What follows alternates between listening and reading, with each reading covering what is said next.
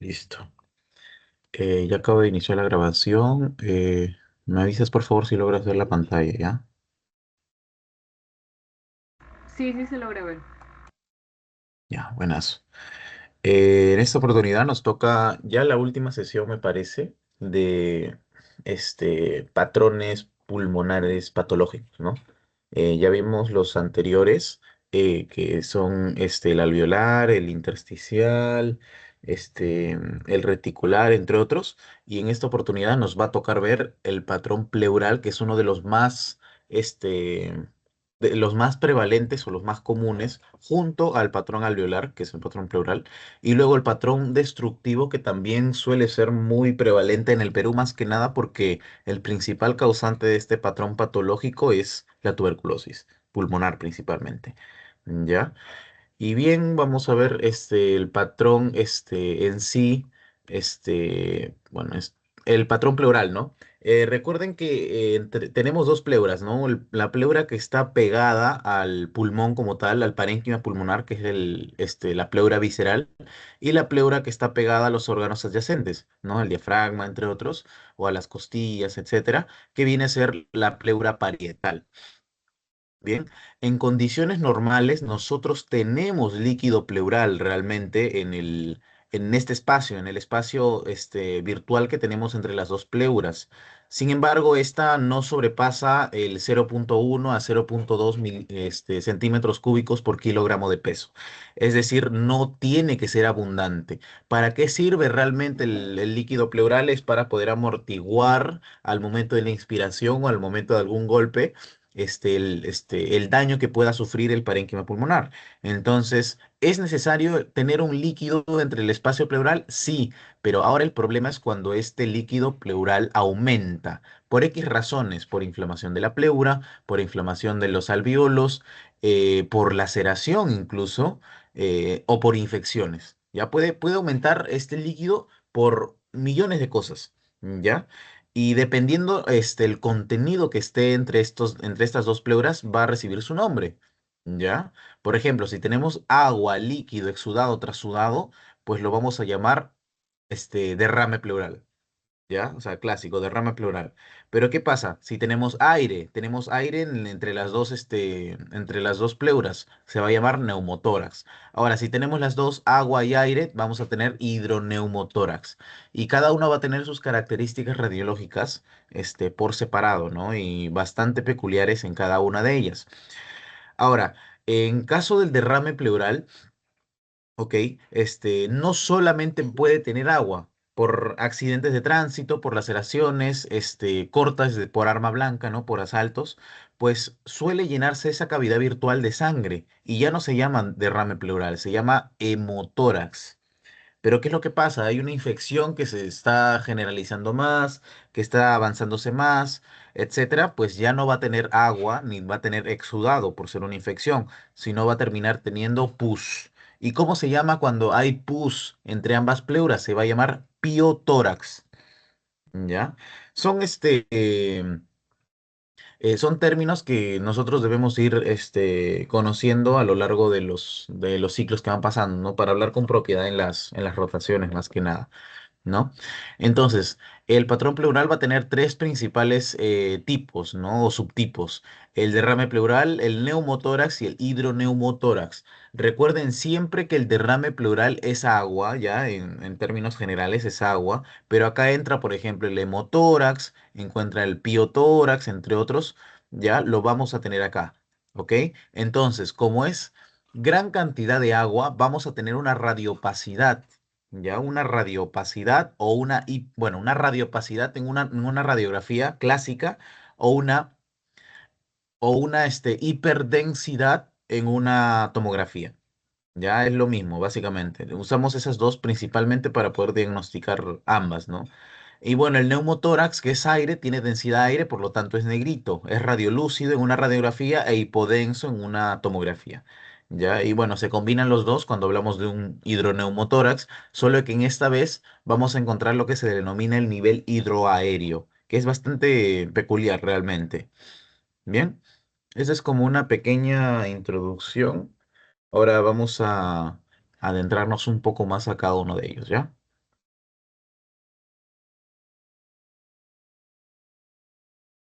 Bien. Vamos a hablar del derrame pleural. El derrame pleural básicamente es una ocupación del espacio pleural, o sea, el espacio virtual entre las dos pleuras por agua, ¿ya? Agua en términos generales, pero ya les he comentado que incluye todo, sangre, exudado, trasudado, incluso linfa, incluso pus, entre otros, ¿ya? Pero ese es básicamente el derrame pleural. ¿Y qué es lo que va a hacer el derrame pleural? Como tenemos un efecto de gravedad.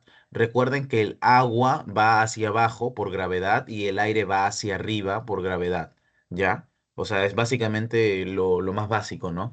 Entonces, como es agua, se va a ir hacia abajo del pulmón, ¿ya? Y lo vamos a encontrar en la zona baja, en el tercio bajo o incluso en los dos tercios bajos, dependiendo de la magnitud del derrame pleural. Pero básicamente va a ser así. ¿Ya? Gran parte del parénquima pulmonar va a estar ocupado por agua, lo que va a impedir al paciente que pueda respirar constantemente, ¿no? Va a respirar con dolor. A eso se le llama dolor pleurítico y eso se conoce, ese es dolor pleurítico y se ve bastante en la clínica, ya un dolor pleurítico principalmente. Ahora, estos son los signos principalmente que vamos a encontrar en un derrame pleural, ¿ya? La más importante de todas y la que suelen preguntar es la curva de Damasó, que se ve en la radiografía principalmente, esta de acá, ¿ya? Esta de acá. Recuerden que como estamos en agua, como tenemos agua, en la zona baja lo vamos a ver radiopaco, blanco, ¿ya? Porque es agua, es densidad agua, ¿ya? Vemos que no está a la par con el otro ángulo costodiafragmático, ¿no? No está a la par, está obturado, y esa es la obturación de los senos costodiafragmáticos. Y este es un dato bastante importante conocerlo, que es que se necesita por lo menos 200 centímetros cúbicos a 250 de agua ocupando el espacio pleural para que se borre el seno costodiafragmático. ¿Ya? Entonces, se podría decir que para una radiografía anterior de tórax se necesita por lo menos 250 centímetros cúbicos para que se pueda ver un derrame pleural. Por lo tanto, no siempre vamos a ver un derrame pleural en una radiografía anterior. ¿Ya? Y esto es importante que lo conozcan también. Bueno, el diafragma va a parecer elevado, obviamente, porque lo demás va a parecer blanco y va a parecer que acá está el diafragma, pero realmente no, porque acá está lleno de agua. Y el desplazamiento del mediastino hacia el lado contrario. Me refiero a que acá está el mediastino y miren, todo este agua está empujando el corazón, incluso el apex cardíaco está yéndose más hacia la izquierda del paciente. O sea, eso el mediastino está siendo desplazado, ¿verdad? Y bien, estas medidas son importantes ya que, por ejemplo, en una, en una radiografía lateral, puede ser izquierda o derecha, dependiendo del lado afectado, ¿ya? En una radiografía lateral, vamos a ver de que se va a poder ver el derrame pleural a partir de los 150 centímetros cúbicos en adelante. ¿Ya? O sea, más sensible para ver un derrame pleural es una incidencia lateral, ¿ya? Pero ahora, si hablamos de mayor sensibilidad, a partir de los 75 centímetros cúbicos, vamos a ver el derrame pleural en una tomografía, ¿ok? O sea, la tomografía es más sensible que esto, sí, pero costo-beneficio. Recuerden de que la tomografía es mucho más caro que la radiografía, ¿ya? Pero ahora, si queremos hablar del gold estándar para diagnosticar derrame pleural, hablamos de la ecografía o la ultrasonografía. ¿Por qué? Porque es esta técnica que aparte que no es ionizante, es decir, es segura para todos, aparte de que no es ionizante, pues necesita un volumen aproximadamente de 5 centímetros cúbicos en adelante. Es decir, prácticamente diagnostica los derrames pleurales mínimos. ¿Ya? Los derrames pleurales mínimos. Esta es la curva de Amasó, por ejemplo. Este es el lateralizado que les estoy comentando, ¿no? Que necesita a partir de 150 centímetros cúbicos para poder ver nosotros esto de acá. Cómo es que se borra. Recuerden que como estamos en un medio con gravedad, se va a terminar yendo hacia abajo, ¿no? Se termina yendo hacia abajo y todo este es el agua, ¿ya? Todo este es el agua. O sea, recuerden, de 150 centímetros cúbicos en adelante. Este es otro póster anterior. Miren cómo se termina borrando el ángulo costodiafragmático y da la impresión de que el diafragma está elevado, pero realmente no, está acá. Solo es que como está lleno de agua, perdón, pues se va a ver de esta forma, ¿no? Y miren cómo termina desviando el mediastino hacia el otro lado, que es el lado sano, porque hay un tipo de efecto de masa acá, ¿ya? Miren todo esto. Este viene a ser el mediano porque ocupa prácticamente solo el medio, o sea, la mitad de un pulmón, del pulmón derecho. En este caso es bastante leve, es mínimo. ¿Dónde sería? Miren el ángulo costofrénico izquierdo, ya se ve normal, bueno, en este caso se ve un poco cortado por la imagen, pero miren el ángulo costofrénico derecho. En este caso, miren, está levemente obturado porque realmente se debería ver así larguito, ¿no? Este es el ángulo. Ya, pues, como se ve obturado, pues hay un derrame pleural. Es lo más posible. Entonces, se habla de un derrame pleural mínimo, ¿ya? De un derrame pleural mínimo en la base derecha, ¿ya? En la base derecha, claro, en la base del pulmón derecho. Mientras que pueden haber algunos casos de que se compromete todo el pulmón, ¿ya? Y en ese caso se le denomina masivo, ¿ya? Y este es importante que lo conozcan, ya que tengo imágenes más adelante para que lo vean. Ya, en el lado derecho vamos a ver a la ultrasonografía. La ultrasonografía va a ser el diagnóstico más sensible, o sea, la técnica de diagnóstico por imágenes más sensible para poder diagnosticar, valga la redundancia, un derrame pleural. ¿Ya? Un derrame pleural. Incluso es bastante importante esto porque en algunos casos vienen pacientes politraumatizados, ¿no? Y se quiere descartar lesión, por ejemplo, de otros órganos como el hígado, como el vaso. Entonces, la ultrasonografía, aparte de ver el daño pleural, pues nos va a permitir evaluar otros órganos como los anteriormente mencionados, ¿no? Recuerden que se necesita de 5 centímetros cúbicos en adelante para nosotros poder ver un derrame pleural. Es decir, que no se necesita que tenga 75, que tenga 150 o que tenga 250, ¿no? En este caso, con esta mínima cantidad se va a poder ver, ¿no? Un derrame pleural entre las pleuras, ¿ya? Entre las pleuras.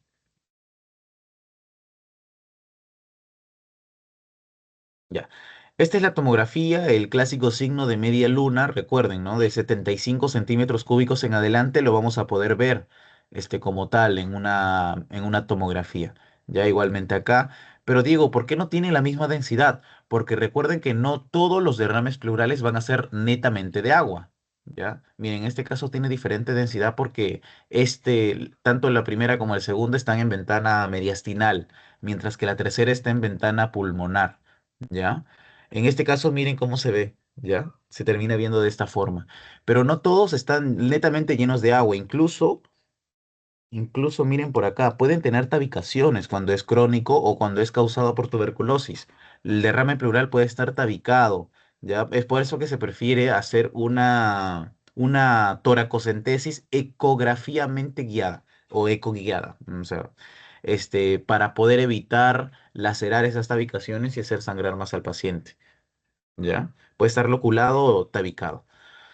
Y miren, este es el derrame pleural masivo que les comentaba, cuando compromete todo el pulmón izquierdo en este caso, y miren cómo está desviando totalmente al mediastino hacia el otro lado. Miren, este es el corazón, pero prácticamente no está dejando al pulmón derecho poder extenderse de la mejor manera. El paciente va a tener insuficiencia respiratoria aguda muy probablemente y pues en emergencia se va a tener que hacer una toracocentesis evacuatoria antes de una diagnóstica, ¿no? Recuerden que hay dos tipos de toracocentesis, la evacuatoria y la diagnóstica. La diagnóstica puede ser cuando tenemos, no sé, uno mediano de esta forma, ¿no? Y queremos ver la causa, si es por, no sé, insuficiencia cardíaca, si es por alguna enfermedad autoinmune que causa inflamación de serosas, entre otros, pues se hace una toracocentesis siempre ecoguiada, ¿ya? Para ver la causa principalmente. Pero cuando el paciente tiene compromiso respiratorio, ¿ya? Compromiso respiratorio, insuficiencia respiratoria aguda, pues vamos a tener que hacer una evacuatoria principalmente para luego sacar una diagnóstica y ver la causa. ¿Ya? Miren, una hipodensidad ocupando todo un hemitórax en este caso, ¿no? Y bueno, básicamente esto es, ¿no? En el espacio virtual se encuentra una, se encuentra un espacio lleno de agua en este caso, ya que va a terminar comprimiendo el pulmón afectado y desviando el mediastino hacia el lado sano. ¿Ok? ¿Tienen alguna pregunta o está todo en orden por ahora? O pasamos al siguiente. ¿Todo bien, Alexandra? Sí, está claro. Ya. Vamos a ver el neumotórax. En este caso, el neumotórax, pues básicamente es que el espacio pleural va a estar ocupado por aire. Y como el aire no es que se vaya hacia abajo por la gravedad, sino que se va hacia arriba o se dispersa más que nada, pues no lo vamos a ver de igual forma. Y aparte que el aire no tiene la misma densidad que el agua. El agua va a ser hiperdenso, ¿no? O sea, radiopaco, mientras que el aire va a ser radiolúcido, hipodenso o prácticamente negro. ¿Ya? En este caso, miren cómo son las imágenes, ¿ya? Ahora, lo más importante acá y el signo más característico es que se logra ver la pleura. Esto realmente es la pleura y en condiciones normales no se ve. Miren cómo este es el pulmón. Miren, tiene su trama broncovascular, todo bonito, ¿no? Etcétera.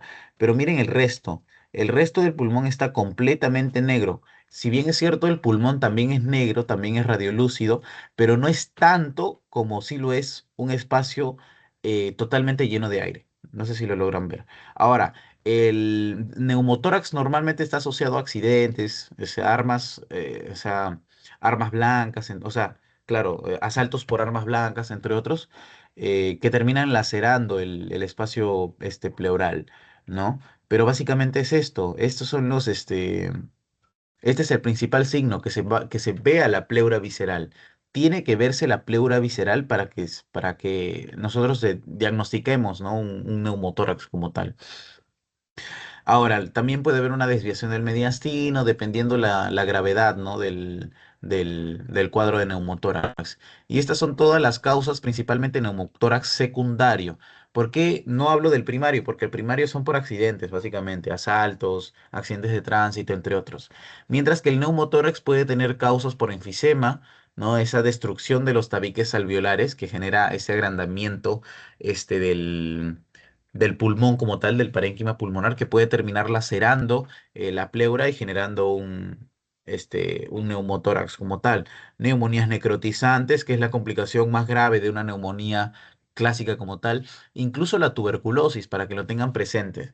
Ya, o sea, si un paciente viene con neumotórax, clínica de neumotórax, le haces una radiografía y se ve esto, pues lo más probable que es que sea una tuberculosis, ¿no? Es de las casos más frecuentes en el Perú. Ya, incluso el cáncer de pulmón también.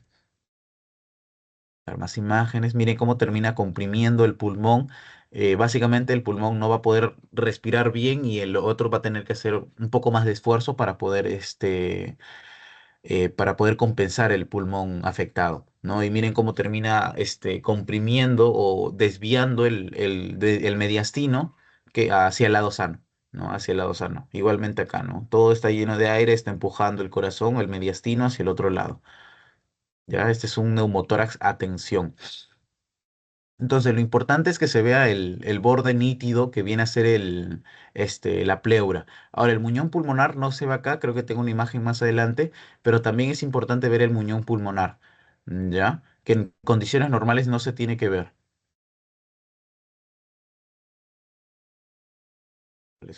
Ya. Este es por ejemplo, atención. ¿Por qué? Porque prácticamente todo el pulmón derecho está siendo afectado, está lleno de aire. Ya se ve la pleura incluso por acá, ¿no? Se ve la pleura. Ahora, el paciente obviamente va a tener que ser atendido, porque tiene insuficiencia respiratoria aguda, lo más probable. Ya esa tensión compromete todo el pulmón derecho, ¿ok? Miren, por ejemplo, acá. Este Miren, este tiene una peculiaridad. Si bien es cierto, en la parte de arriba tiene aire, ¿no? Vemos aire acá. O sea, tiene un neumotórax como tal. Pero si vemos en el lado de abajo, o sea, la parte baja del pulmón, también tiene una zona virtual, hiperdensa, ¿ya? Aunque lo que más importa en este caso, pues viene a ser todo el aire que encontramos acá, pero no por eso debemos dejar de lado el derrame pleural pequeño que tenemos acá, ¿no? En este caso, tiene un neumotórax y un derrame. Cuando se combinan los dos, hablamos de un hidroneumotórax. ¿Ya? Hablamos de un hidroneumotórax. Y en este caso es un hidroneumotórax, pero lo más visible viene a ser la cavidad llena de aire, que de agua que viene a ser todo este pequeño de acá abajo, ¿no? Ya, este es el muñón pulmonar. Miren, por ejemplo, este es el muñón pulmonar, ya este es uno, es visible, es bastante delimitado, y este es el otro muñón pulmonar. Ya, esto se ve en un neumotórax principalmente.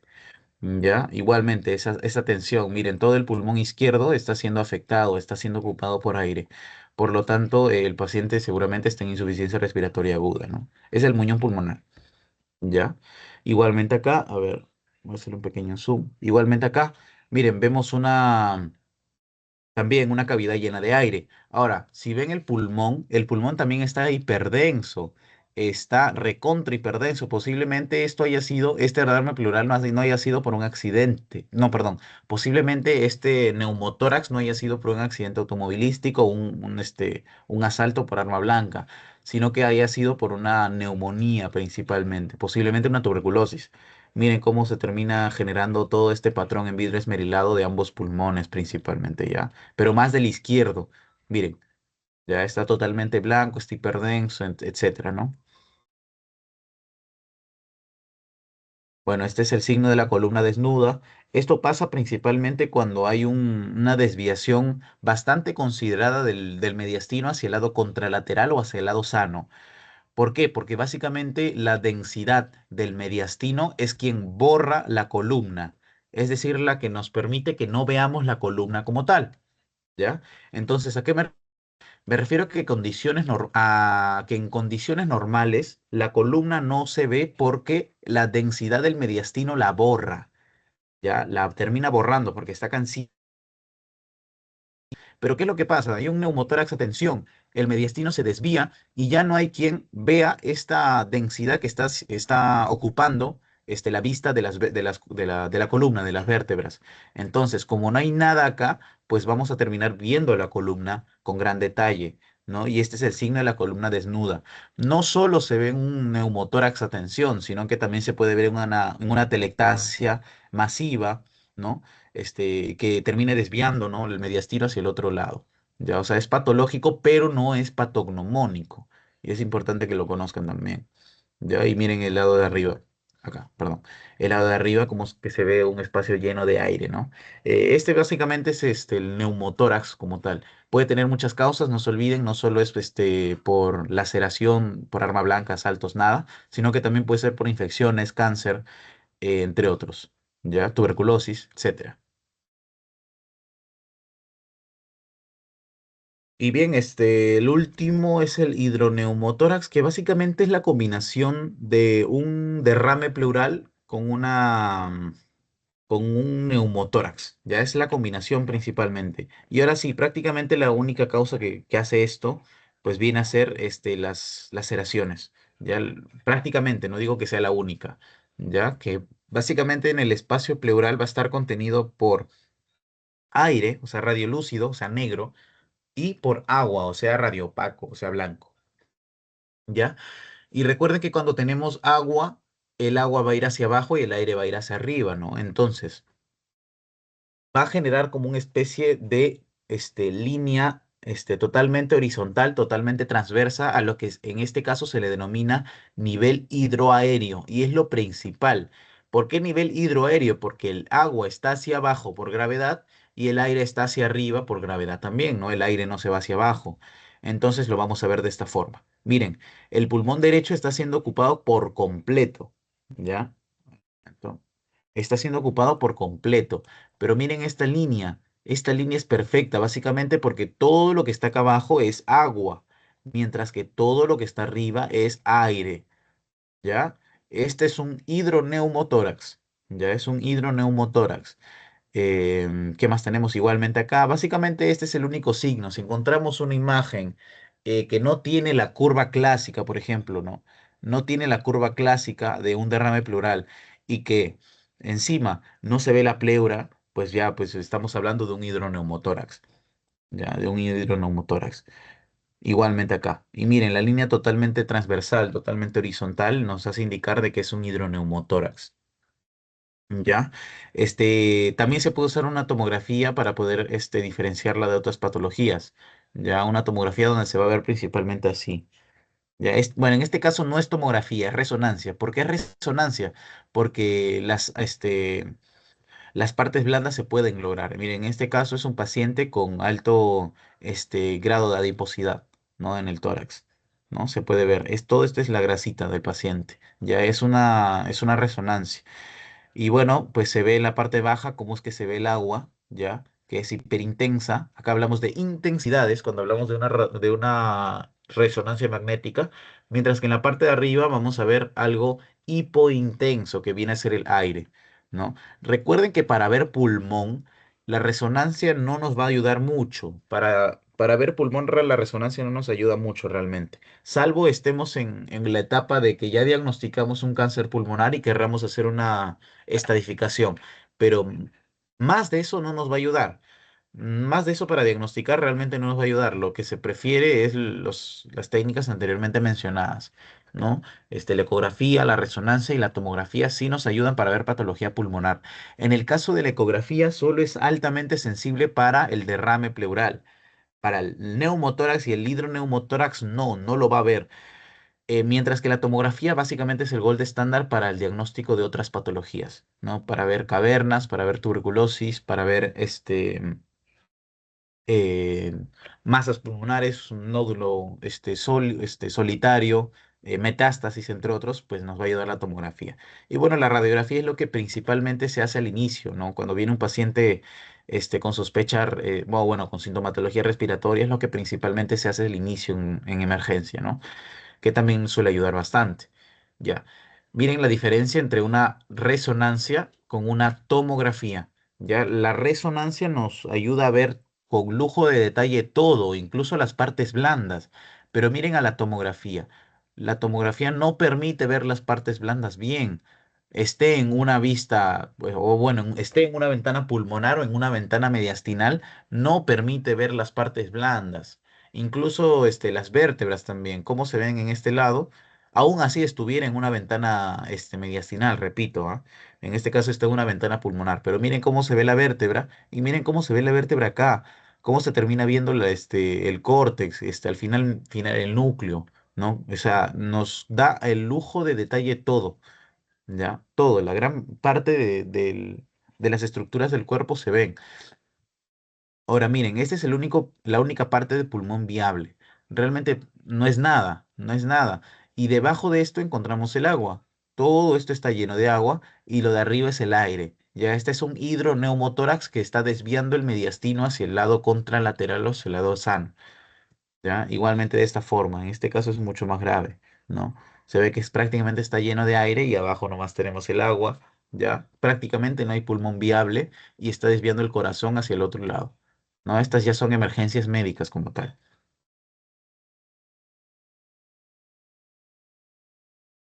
A ver, hay algo más para ver acá. Ya. Todo bien respecto a patrón pleural.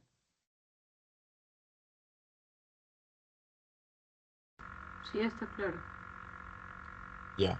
A ver una pregunta. ¿Cuál es el principal signo que se ve en derrame pleural?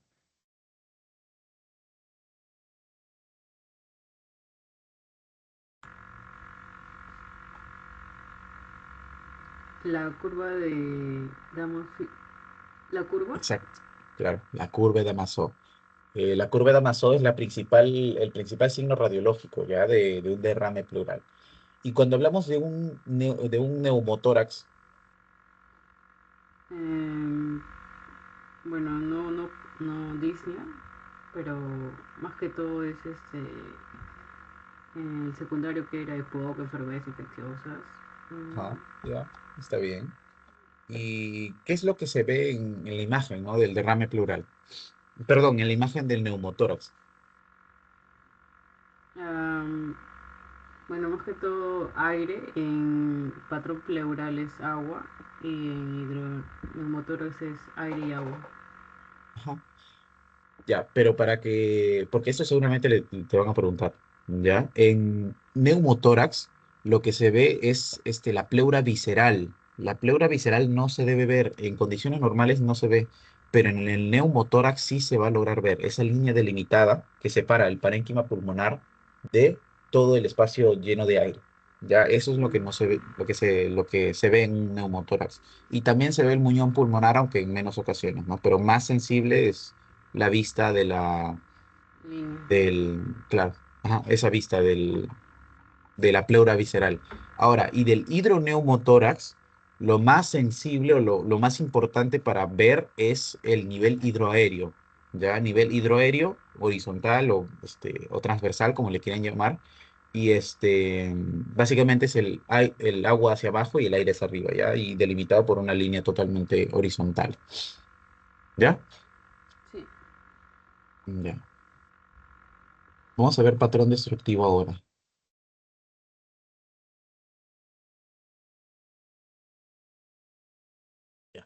El patrón destructivo también es muy interesante y es realmente muy común en nuestro medio, porque o sea, la causa más frecuente del patrón destructivo viene a ser la tuberculosis, ya la tuberculosis, o sea, básicamente es un espacio muerto, un espacio sin nada. O sea, dentro del pulmón, imaginemos que hay una bola, ¿no? Imaginemos, ¿no? Básicamente es eso, que hay una bola, que dentro de esta bola no hay absolutamente nada, ni siquiera hay parénquima, no hay trama broncovascular, no hay nada. Ahora, esta zona virtual sin nada, esta bola se puede infectar de, no sé, un hongo, por ejemplo, ¿no? Y puede generar más sintomatología en el paciente. ¿No? Entonces, el patrón destructivo viene a ser la rotura del intersticio pulmonar, o sea, la rotura de todo, de las fibras elásticas, de la trama broncovascular, de los alvéolos, entre otros. Y esto se va a deber principalmente a isquemia, necrosis, infecciones, remodelación de arquitectura, incluso idiopático, ¿no? Que es lo menos frecuente. Ahora, a esto es a lo que me refiero. Son una especie de áreas virtuales que están llenos de aire, no tienen parénquima, están llenos de aire, ¿ya? Y principalmente lo vamos a encontrar en los ápices de cada pulmón, que es el lugar favorito del Mycobacterium tuberculosis, ¿ya? Es el lugar favorito realmente. Y tenemos tres principales patrones destructivos, ¿ya? Tanto la bulla, la cavidad y el neumatocele. Ahora, ¿cuál es la diferencia de estos tres? Es que el neumatocele va a tener una pared delgadita, ¿ya? Una pared delgadita realmente. La caverna va a tener una pared, gruesa, irregular, ¿ya? Bastante gruesa e irregular. Y la bulla va a terminar teniendo ninguna pared. Va a tener parénquima, pero no va a tener pared. Ya, esa es la principal diferencia de esos tres. Ahora, obviamente las causas también son importantes, ¿no? Por ejemplo, el neumatocele lo vamos a ver más que nada en niños, ¿ya? En niños por una bronconeumonía, por ejemplo, ¿no?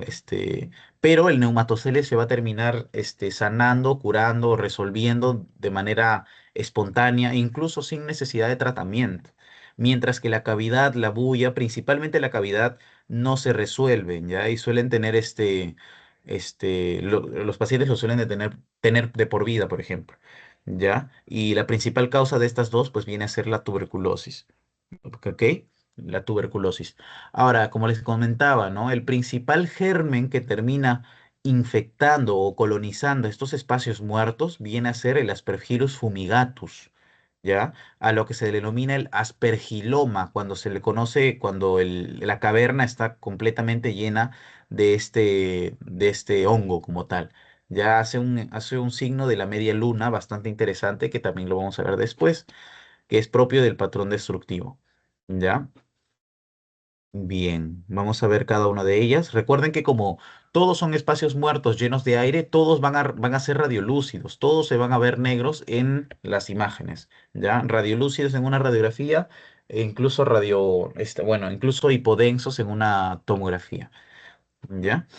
Vamos a ver uno por uno, ¿ok? Vamos a ver a la bulla entonces, aquel espacio muerto que no tiene pared. Básicamente no tiene pared y se debe a una ruptura del intersticio pulmonar, ¿no? A menudo son múltiples, como esto. Ya miren la diferencia entre el pulmón derecho, que en sí tiene una infección, parece, ¿no? Tiene parece que tiene un vidrio esmerilado como tal. No se sabe al 100%, mejor se hace una tomografía para descartar. Pero miren la bulla de este lado de la derecha y miren las bullas que se tienen acá, porque no son las bullas, o sea, porque no son, a ver, ¿cómo les explico? Porque no suelen aparecer únicos, ya suelen aparecer varios, ya miren en este caso. Ahora, acá se descarta principalmente una masa, se descarta un tumor, porque el tumor es sólido, el tumor es una condensación, en este caso es un espacio muerto. Y miren los bordes, no se ven, o sea, se ven delimitados, sí, pero realmente una pared hiperrefringente no se ve como si se van a ver en las cavernas y en los neumatoceles. En este caso es una bulla. Ya igualmente en una tomografía, pues en este caso sí se va a ver una línea delgadita, pero realmente en otras no. Miren esta bulla de acá, esta bulla de acá, bulla de acá. ¿Ya? Como les digo, aparece múltiple, se debe a una rotura del intersticio pulmonar. La principal causa, tuberculosis.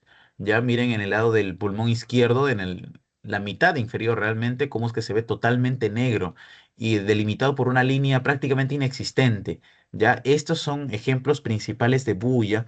A veces pueden estar loculados, no como tal. Ahora, miren, en este caso el ápice del pulmón derecho. ¿Ya? E incluso prácticamente todo el pulmón izquierdo también lleno de bulas, ¿no? Incluso llama la atención esta densidad aumentada a nivel del tercio medio del pulmón, ¿no? Mejor hacer una tomografía. Entonces, la tomografía nos ayuda mucho a ver la causa y a descartar otras patologías, ¿ya? Porque acá puedo pensar de que hay un cáncer, por ejemplo, no se sabe. Por lo tanto, le hago una tomografía, veo que hay una masa y le hago la estratificación posterior, ¿no? En caso yo encuentre una masa, ¿no? Entonces, la bulla, puede disminuir su calibre, sí, pero realmente solucionarse al 100% no. La bulla se va a mantener por siempre, va a tener este, o sea, o el paciente que haya tenido esto, aún así le hayan corregido la causa, es decir, al paciente con tuberculosis ya diagnosticada con bullas en el pulmón, aún así ya haya recibido su tratamiento antituberculoso, pues va a seguir teniendo las bullas, aunque tal vez sí es verdad en menor tamaño, en menor diámetro como tal, pero no tanto, realmente la bulla se mantiene de por vida. Ya, aún así se le dé el tratamiento antituberculoso, por ejemplo. ¿Ok? Lo que lo predispone, obviamente, a tener infecciones, o bueno, sobreinfecciones, o sea, infecciones oportunistas sobre ella, principalmente fúngicas con el aspergiloma que les comentaba, ¿ya? Pero el aspergiloma prefiere mucho más la caverna que una bulla, principalmente por la pared, porque en términos sencillos, en términos bastante coloquiales, prefiere que la cavidad muerta tenga una gran pared para que no haya nada que pueda interrumpir su crecimiento. ¿Ya? En este caso la pared puede romperse, sí, pero la caverna tiene una pared mucho más gruesa, mucho más irregular. ¿Ya? Esto viene a ser una bulla. ¿Ok? Miren, solo para que lo vean, ¿no? Está totalmente señalado, ¿no? Ahora, la cavidad también es llamada caverna. En este caso, se debe principalmente a la necrosis, ¿no? De esta área y al drenaje de ese material necrótico, ¿ya? Por el árbol bronquial. Principalmente por la tos, ¿no? Los pacientes que tienen tuberculosis, cómo terminan botando totalmente sangre, a veces sangre con cosas negras, es porque el parénquima pulmonar se está necrotizando. ¿Ya? Y eso es grave, obviamente. La caverna no se soluciona con nada. El paciente va a tener caverna toda su vida y ni siquiera con el tratamiento, pues va a terminar reduciéndose el calibre, el tamaño, el diámetro. ¿Ya? Entonces, ¿es un espacio muerto? Sí, pero miren la diferencia que tiene con la bulla. La bulla no tiene pared, pero en este caso miren la pared condensada totalmente que tiene una caverna. Ahora, es totalmente irregular. Miren por este lado de arriba, se ve totalmente blanquito y miren cómo se va haciendo gordo y luego se va adelgazando de nuevo. Ya es totalmente irregular, no es que siga un patrón como tal, como si lo vamos a ver en un neumatocele, ¿ya? El neumatocele sí se soluciona tranquilamente, se soluciona incluso sin tratamiento. En este caso, no. Ahora, miren la diferencia con, a ver, voy a hacer todas las imágenes, ya. Miren todas las diferencias con la anterior imagen, las anteriores imágenes que les estaba mostrando. Las paredes irregulares con el espacio totalmente lleno de aire, ¿no? Igualmente, toda esta pared irregular con el espacio lleno de aire. Ahora, esto puede tener una neumonía sobreagregada tranquilamente, ¿no? Porque, miren, incluso puede ser una neumonía necrotizante, no lo sabemos. Porque, les comento, cuando hablamos de una neumonía necrotizante, y es importante que lo conozcan también, que es la complicación más grave de una neumonía normal, ya es la complicación mucho más grave que se den inmunodeprimidos, etcétera. Vamos a ver un signo clásico de espacios muertos sobre una hiperdensidad. Es decir, voy a encontrar una hiperdensidad propia de una neumonía y a esto le voy a sobreagregar espacios muertos. Ya, espacios muertos. Esa es una neumonía necrotizante. Ya puede ser caverna, puede ser bulla principalmente, porque neumatoceles se ve más que nada en niños. ¿Ok? Después le voy a pasar algunas imágenes de neumonía necrotizante para que puedan ver. Ya estos son espacios destructivos, son patrones destructivos. Miren en una radiografía, cuando en una radiografía se ve esto en el ápice derecho, ya se sospecha principalmente de tuberculosis. Pero a diferencia de las bullas que les mostraba en la anterior diapositiva, miren la pared es totalmente diferente, es totalmente gruesa, irregular, y bueno, que está englobando al espacio muerto como tal. Ya es totalmente diferente, igualmente en las imágenes de abajo. Igualmente en las imágenes de abajo, ¿no? Una caverna. Miren, hay unas cuantas adenopatías también. Esto se ve también en tuberculosis, unas cuantas adenopatías. Incluso hay un pequeño espacio muerto acá, no sé si lo logran ver. ¿Ya? Hay un pequeño espacio muerto acá. Posiblemente una caverna, también una pequeña bulla. No lo sabemos bien. ¿Ya? Igualmente acá, miren, por completo. Ahora, acá le tenemos que hacer una tomografía 100%, ya que no se ve 100% aire dentro del espacio como tal. Posiblemente sea una masa también. Así que, o que sea una caverna colonizada por alguna infección. No lo sabemos, se tiene que hacer una tomografía, ¿ya? Igualmente acá por la pared gruesa y irregular. Básicamente estas son las cavernas. La principal causa es la tuberculosis. En general no se va a curar, ni siquiera va a reducir calibre. O sea, es una complicación o una secuela de por vida que tienen los pacientes con tuberculosis principalmente.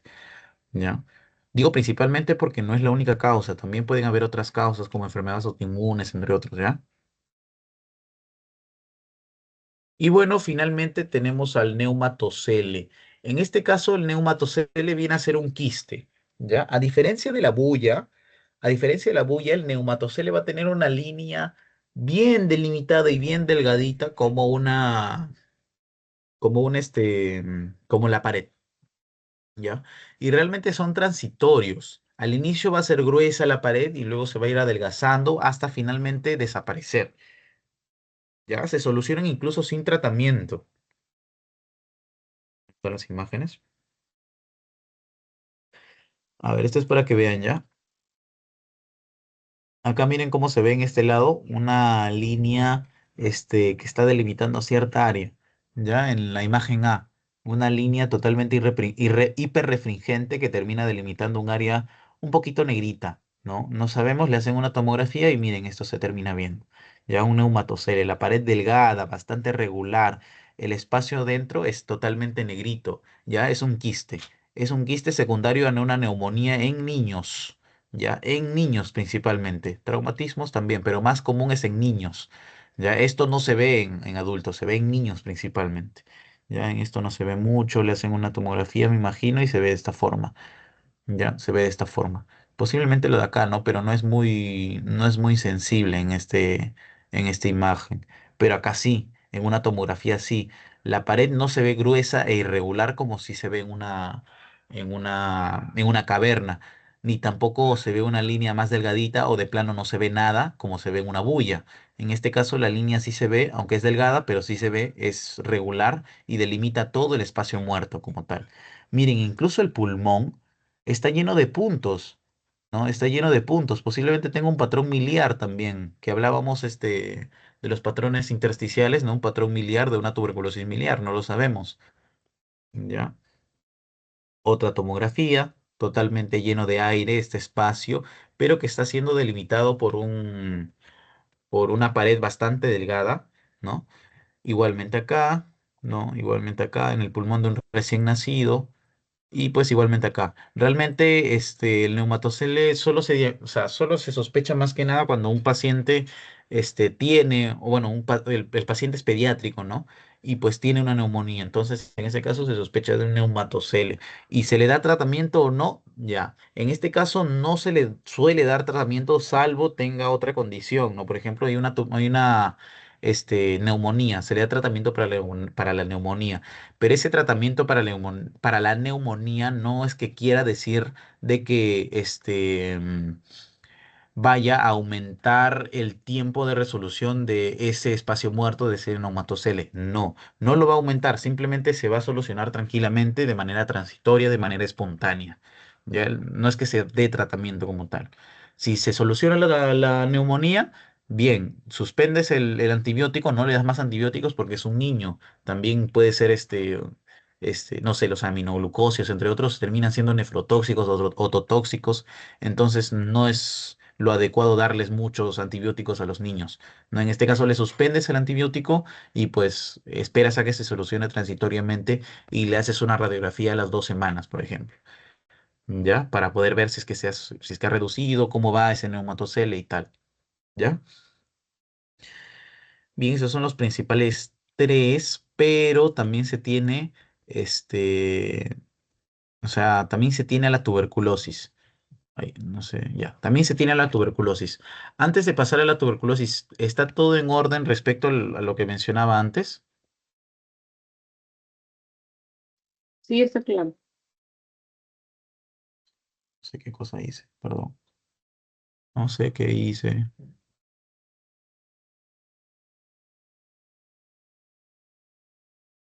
Espera. Voy a volver a ver, ya, un momento, voy a volver a compartir ya.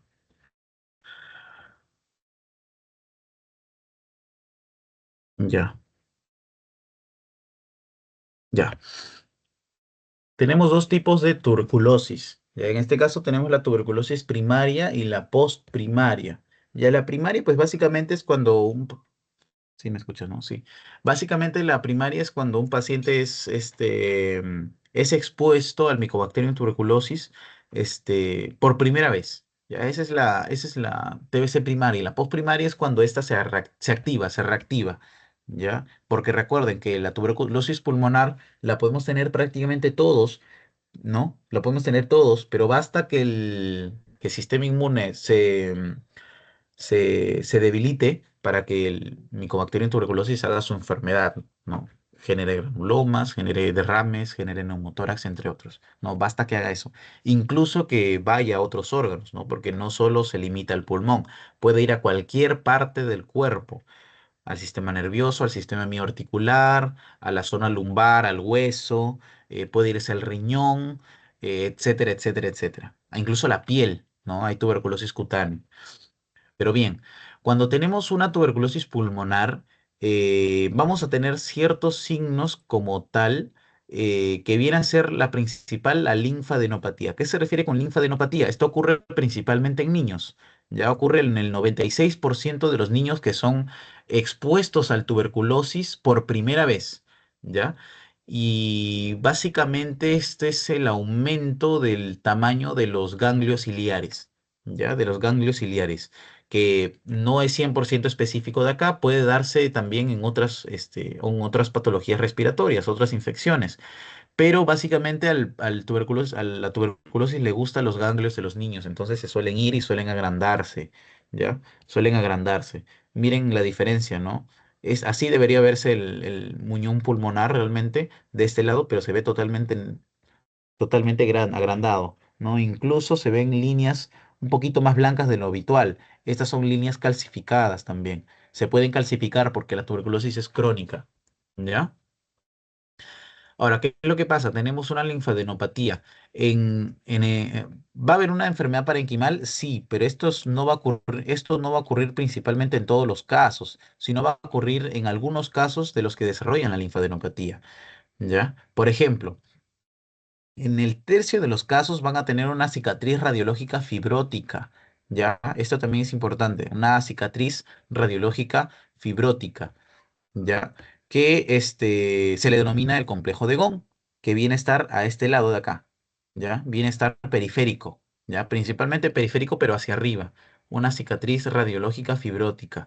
Pero ¿qué es lo que pasa? Si esta se asocia a los ganglios ciliares calcificados, ¿ya? La cicatriz sola como tal se le denomina complejo de Gón, ¿ya? Pero si a eso le añadimos a la linfadenopatía calcificada, ¿ya? Pues se le va a denominar complejo de Ranke, ¿ya? Y este es básicamente la enfermedad parenquimal que se encuentra en la tuberculosis pulmonar primaria, ¿ya? En la tuberculosis pulmonar primaria. ¿Por qué digo primaria? Porque básicamente no hay mucho daño realmente en el pulmón, pero sí se encuentran los signos clásicos de la linfadenopatía calcificada y bueno, la cicatriz que también está fibrótica, que está calcificada también, ¿no? Em, ¿Qué les pueden preguntar de esto? Les pueden preguntar, por ejemplo, de que el principal hallazgo en los niños o el hallazgo más temprano de tuberculosis primaria, pues viene a ser la linfadenopatía, que ocurre en el 96% de niños, ¿ya? Y que de estos, algunos, el 9% de estos casos puede desarrollar tuberculomas y el un tercio desarrolla la cicatriz fibrótica o el complejo de Gón, ya que se termina calcificando. ¿No? Y si y este también, esta ecuación también es importante que la conozcan, ¿no? Que el complejo de Gón, que es la cicatriz calcificada, ¿no? Más los ganglios ciliares calcificados, da el complejo de Ranke, da el complejo de Ranke. Ahora, pero no es lo único que vamos a encontrar en la tuberculosis primaria. También vamos a encontrar otras sintomatologías como tal o otros hallazgos radiológicos, ¿ya? En la tuberculosis. Vamos a ver que también existe la enfermedad miliar, que es el patrón intersticial que les comentaba previamente, las clases de patrón intersticial, ¿no? Hace una semana, si no me equivoco, que básicamente el pulmón, o bueno, el paciente realmente va a estar muy inmunocomprometido. Ya el paciente está inmunocomprometido, entonces los bacilos entran a los vasos sanguíneos y se diseminan. Ahora, se diseminan en principio por todo el pulmón, generando una gran formación de granulomas tuberculosos en el pulmón, dándonos esta imagen. Son un montón de granulomas tuberculosos, pequeños, sí, pero lo son. Un montón de granulomas tuberculosos que son esos puntos que se ven acá, ¿no? Ahora, cuando un paciente desarrolla enfermedad miliar, es muy probable que se termine diseminando hacia otros órganos, ¿ya? Porque ya está en la sangre, puede irse al pulmón, no, perdón, puede irse al hígado, puede irse a la glándula suprarrenal, puede irse al cerebro, puede irse a las meninges, puede irse a las vértebras, entre otros. Ya la enfermedad miliar es el principal factor de riesgo para desarrollar TBC extrapulmonar principalmente. ¿Ya? Y bien, de igual forma, miren cómo se ven todos estos puntitos, ya unos puntitos que no terminan de ser confluyentes porque todos estos son granulomas. Todos estos son microgranulomas. En una tomografía se ve mucho mejor. ¿Ya? Este es el patrón miliar que se ve, un patrón intersticial como tal. Ya bastantes puntitos, puntitos que en algunos casos no confluyen y que incluso el árbol bronquial está completamente lleno de Mycobacterium tuberculosis también, porque se ven blancos, se ven hiperdensos, cuando realmente no se deberían ver así, ¿no? Es grave, obviamente, un patrón intersticial micronodular o miliar.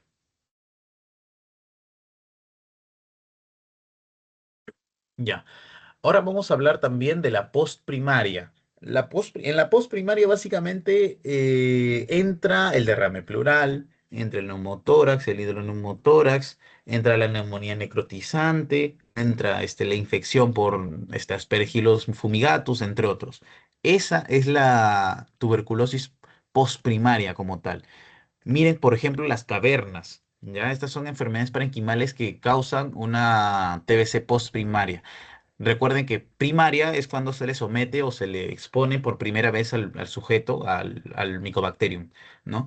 Y la postprimaria viene a ser cuando ésta se reactiva, cuando el paciente tiene factores de riesgo que inmunodebilitan al paciente. ¿Como cuáles? Como la desnutrición, el hacinamiento, el vivir estar con otros pacientes TBC positivos, incluso ser personal de salud, ¿no? Incluso ser personal de salud.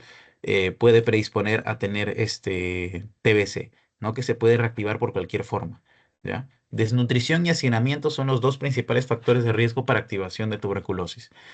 ¿Ok? Y bueno, prácticamente nos da esto, ¿no? Las enfermedades parenquimales, de cualquier tipo, puede dar cavernas, puede dar bullas principalmente. Miren un patrón alveolar difuso, ¿a qué se refiere? A que causa neumonía, causa neumonía, también cavitaciones, es muy probable encontrar, ¿no? Este, mm, Bien, ¿qué más encontramos? O son opacidades mal definidas, usualmente en los lóbulos superiores. A eso es lo que me refiero. ¿Por qué? Porque sabemos que por fisiología sabemos, ¿no? Que el pulmón tiene tres zonas, ¿no? La zona de arriba, la zona de medio y la zona de abajo.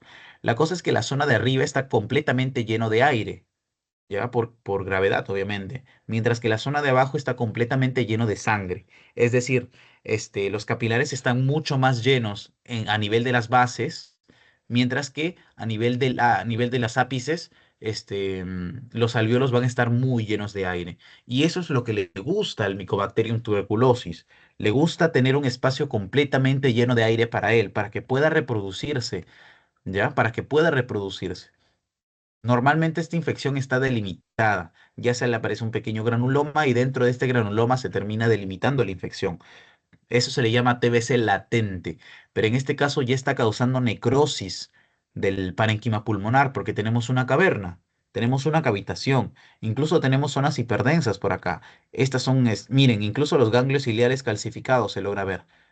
¿Ya? La cicatriz fibrosa también. Y bueno, esto es mucho más grave todavía, ¿no? Cómo se termina viendo el patrón alveolar difuso, que incluso puede terminar haciendo una neumonía necrotizante, aunque no es tan común, pero puede terminar haciéndolo, ¿no?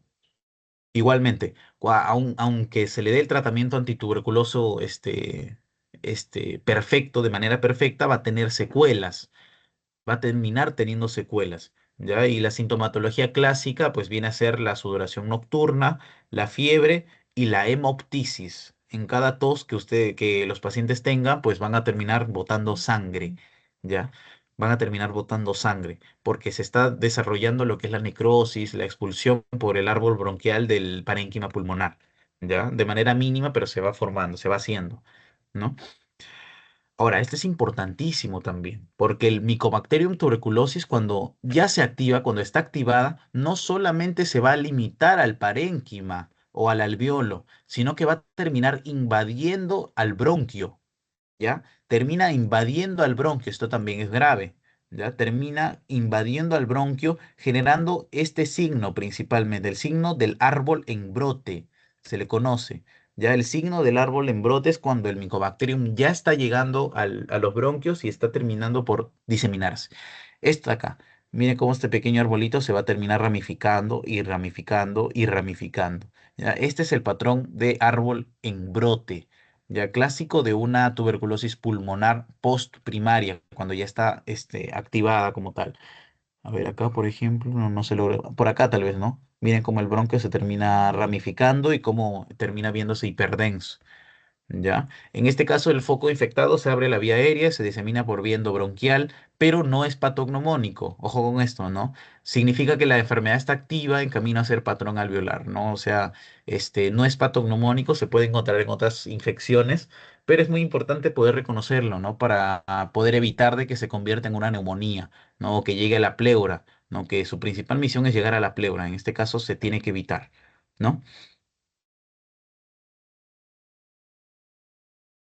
Ya. También puede causar derrames pulmonares, ¿no? Puede causar derrames pulmonares, es bastante clásico. La principal causa de derrame pleural en el Perú es la pleuritis tuberculosa. Ya es la principal causa del derrame pulmonar en el Perú. Y es muy importante que lo conozcamos, ¿no? Porque se tiene que descartar, ¿no? Tuberculosis como principal causa de un derrame pulmonar que llega a pabellón, que llega a emergencia. ¿Ya? ¿Qué más también podemos encontrar? Podemos encontrar cavitaciones, que es lo que ya les mostraba previamente, ¿no? Y estas cavitaciones pueden complicarse aún más. ¿Cómo se pueden complicar aún más? Porque las cavitaciones, al ser un espacio lleno de aire, al ser húmedos, como tal, pues van a ser el lugar preferido para los hongos para poder diseminarse, para poder complicarse, ¿no? y principalmente es el Aspergillus fumigatus quien va a generar esta afectación de las cavernas, ¿ya? Generando esta especie de masa, condensación, entre comillas. Ahora, a esto se le tiene que añadir una tomografía, pero dando esta especie de signo de media luna, ¿ya? Esta especie de signo de media luna de acá, de arriba, que se ve negro, que se ve radiolúcido, sobre un espacio radioopaco, ¿no? Una bolita radioopaca. Ahora, en una tomografía se va a poder diferenciar de la mejor manera para poderlo descartar principalmente de un crecimiento neoplásico, ya de un crecimiento neoplásico. Ahora, el paciente puede estar principalmente, o ya se suelen saber que tiene una caverna acá por una secuela de tuberculosis, ¿no? Así que sobre esa secuela no se puede añadir un cáncer, ¿no? Pero en este caso, supongamos, ¿no? Que un paciente les viene con esto pues para poder descartarlo de un cáncer como tal o de una masa sólida, pues se le pide una tomografía y se ve esta imagen de acá, que viene a ser una caverna, ¿no? Ocupada por un espacio blanco, ¿no? Un espacio blanco que viene a ser el hongo y pues generando esta imagen en luna, en media luna que se le conoce. Ya el signo de media luna que es principalmente por una complicación por Aspergillus fumigatus. No es una complicación. También se le denomina micetoma o también se le denomina aspergiloma. ¿Ya? Aspergiloma. Y a ver, creo que no hay más. Ya. Eh, ¿Tienes alguna consulta? Ay, no, lo volví a hacer, perdón. ¿Tienes alguna consulta, Alexandra? Voy pasando ¿Mm? el. No, ¿Tienes alguna consulta? está claro, está claro. Ya, voy a pasar ahorita el post-test. ¿Ok? ¿Quieres resolver el post-test ahora o prefieres en otra ocasión? Después lo puedo resolver, por favor. Ya está bien, no te preocupes. Estoy mandándolo, no olvides resolverlo. Ya, no olvides resolverlo. Entonces, voy a dar por finalizada la reunión. Listo, muchas gracias.